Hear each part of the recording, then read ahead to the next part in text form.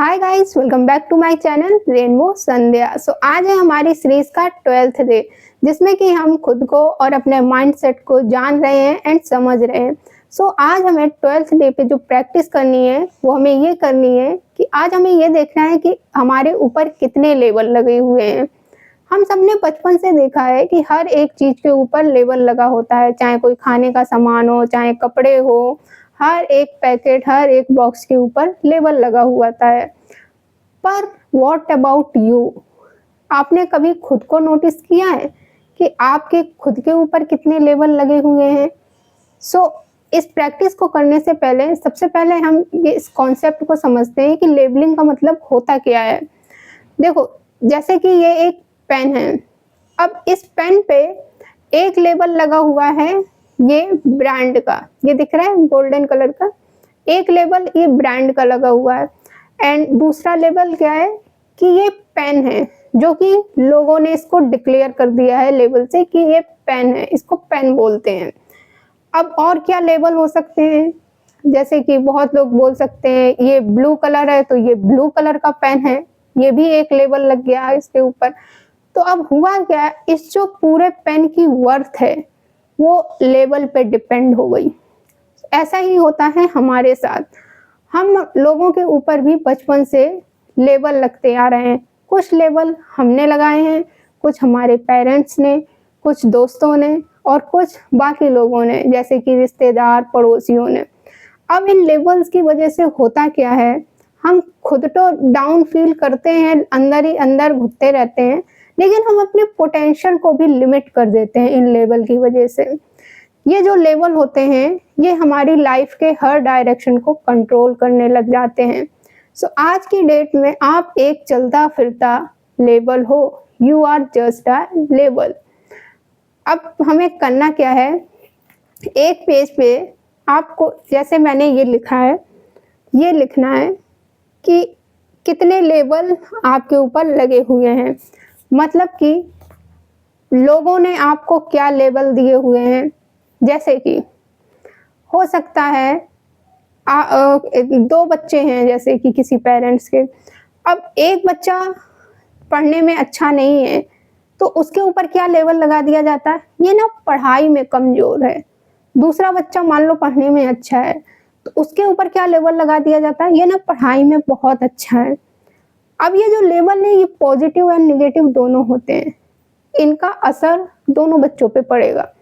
जो जिस बच्चे पे ये लेबल लगा दिया गया है कि ये पढ़ने में अच्छा है, तो इससे होगा क्या, उसकी लाइफ के सारे डिसीजन वो कोई और लेगा उसके हिसाब से, क्योंकि ये पढ़ने में अच्छा है तो इसको ये करना चाहिए, इसको वो करना चाहिए। उसकी खुद की कोई वैल्यू नहीं, कोई डिज़ायर नहीं।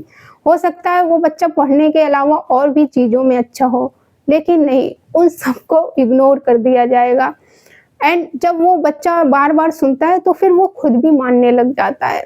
अब दूसरे बच्चे के साथ क्या होता है, जैसे कि उसको बोला गया कि वो ना पढ़ाई में कमज़ोर है, तो जब वो बच्चा बार बार सुनता है कि पढ़ाई में कमज़ोर है, पढ़ाई में कमज़ोर है, तो फिर वो ये मानने लग जाता है कि हाँ, पढ़ाई में कमज़ोर हूँ मैं। फिर वो सिर्फ पढ़ाई में नहीं, वो सिर्फ हर एक चीज़ में खुद को कम समझने लगता है कि मैं इस चीज़ में भी कमज़ोर हूँ, मैं इस चीज़ में भी कमज़ोर हूँ। तो इससे जो उसकी सेल्फ वर्थ होती है वो वीक हो जाती है। वो बच्चा जो कर सकता है वो भी नहीं कर पाता है। अब ऐसे ही हो सकता है, सपोज़ दोस्तों का लेते हैं, जैसे दोस्त हमारे ऊपर लेबल लगा देते हैं। सपोज़ आपने कभी अपने दोस्त से कोई बात शेयर की एंड बातों ही बात में आपको रोना आ गया, आप इमोशनल हो गए थोड़ी। अब आपके दोस्त ने क्या बोला, you are too emotional, too sensitive. फिर उसने 2-3 लोगों से और बोला कि ये ना बहुत इमोशनल है, बहुत इमोशनल है। अब आप भी उसको मानने लग गए, जब आपने 3-4 लोगों से बार-बार सुना कि मैं इमोशनल हूँ, तो हम भी मानने लग जाते हैं, yes I am emotional, I am sensitive. तो अब इससे क्या होगा, इससे हम अपनी बात, इमोशंस को शेयर करना भूल जाते हैं। चाह कर भी हम किसी से ना ही अपने इमोशंस शेयर कर पाते हैं और ना ही अपनी फीलिंग्स। ऐसे ही पेरेंट्स का मैंने आपको बता दिया, दोस्तों का बता दिया। अब बात करते हैं खुद की। हम खुद भी कम नहीं है, हम खुद भी बहुत सारे लेबल लगा देते हैं खुद के ऊपर। जैसे कि मैं बहुत इंट्रोवर्ट हूँ, मेरी वॉइस अच्छी नहीं है, मेरी बॉडी ना बहुत थकी-थकी रहती है, यार मैं ना बहुत लेज़ी पर्सन हूँ, मुझसे ना ये काम ही नहीं होता, ये तो मेरे लिए वर्क ही नहीं करेगा। ये सारे लेबल हम खुद लगा देते हैं। अब इंट्रोवर्ट हूँ मैं या नहीं हूँ वो पता नहीं, लेकिन मैंने ये मान लिया है कि मैं इंट्रोवर्ट हूँ। सो ये मैंने आपको एग्ज़ाम्पल देके समझा दिए हैं। अब आपको ऐसे ही जैसे मैंने लिखा है, ये पीपल सेड मतलब कि जो लोग मुझे बोलते हैं, जो लोगों ने लेबल दिए, दिख रहा है आपको? यहाँ पे लिखना, फिर जो आपने यहाँ पे माय थॉट्स, फिर जो पेरेंट्स ने आपको दिए हैं। ये तीनों चारों कैटेगरी जो भी आपको लगता है, हर एक लेबल को लिखना है कि ये मैंने सुने हैं बचपन से लेके अभी तक। अब मैं अपना बताती हूँ, जैसे कि लोग मुझे बोलते थे कि मैं बहुत ओवरथिंकर हूँ। जब मैंने इस चीज़ को बार-बार सुना कि ओवरथिंकर हूँ, तो मैं इस चीज़ को मानने भी लग गई कि हाँ, मैं ओवरथिंकर हूँ।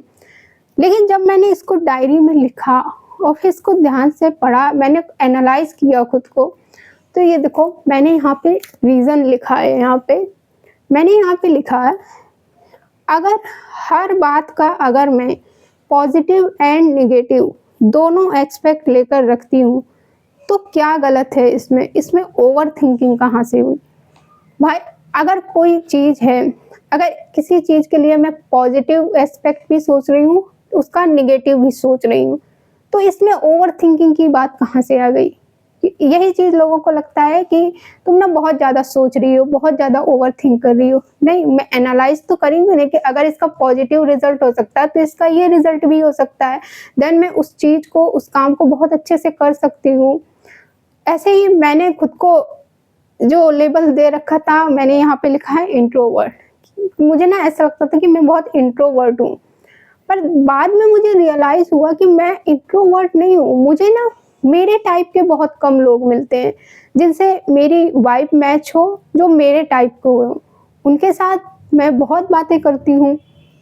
इंट्रोवर्ट का मतलब तो ये होता है कि बहुत शाय, किसी से भी कुछ ना कह पाना, एक्सप्रेस ही ना कर पाना अपनी फीलिंग्स को।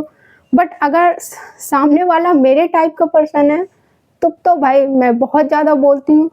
तो मुझे लगा यार मैं इंट्रोवर्ट नहीं हूँ, ये मैंने फालतू में वहम पाल रखा था कि मैं इंट्रोवर्ट हूँ। सो आई होप मैंने बहुत अच्छे क्लियरली आपको समझाने की कोशिश की है कि आज की प्रैक्टिस में क्या करना है। तो अगर आप ये प्रैक्टिस करेंगे देन आपको बहुत ही ज़्यादा क्लियरिटी मिलेगी अपनी लाइफ को लेकर कि क्या-क्या आपके ऊपर ऐसे लेबल लगे हुए हैं जो कि आपको रोक रहे हैं, आगे बढ़ने के लिए रोक रहे हैं। जैसे कि मैंने आपको एग्ज़ाम्पल दिए हैं। सो आप कमेंट में भी बता सकते हैं, तो मैं और अच्छे से आपको नेक्स्ट वीडियो में बता पाऊँगी। सो इस वीडियो के लिए इतना ही, मिलते हैं हम फिर नेक्स्ट वीडियो में। Thank you for watching this video. Bye.